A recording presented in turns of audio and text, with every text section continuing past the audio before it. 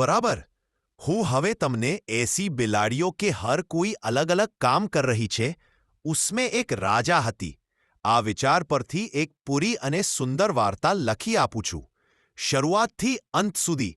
આ વાર્તા 6 થી 12 વર્ષના બાળકો માટે પણ યોગ્ય છે તેમાં નૈતિક શીખ રસપ્રદ પાત્રો અને મજેદાર પ્રસંગો છે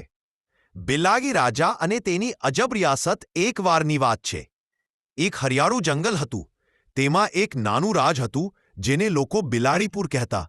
આ રાજમાં રહેતી બધી બિલાડીઓ એકબીજાથી બહુ અલગ હતી દરેક કંઈક અલગ કામ કરતી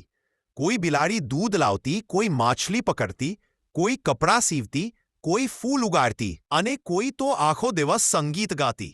બિલાડીપુરની દરેક બિલાડી પોતાના કામમાં ખુશ હતી પણ એક સમસ્યા હતી બધી બિલાડીઓ હંમેશા એકબીજાથી સ્પર્ધા કરતી દૂધવાળી બિલાડી કહેતી મારા વગર કોઈ જીવી નહીં શકે ચિત્રકાર બિલાડી બોલતી સૌંદર્ય વિના દુનિયા શું અને માછલીવાળી બોલતી ખોરાક તો હું લાવું છું જંગલમાં ઝઘડા વધી ગયા કોઈ સાથે વાત ન કરતી આખું બિલાડી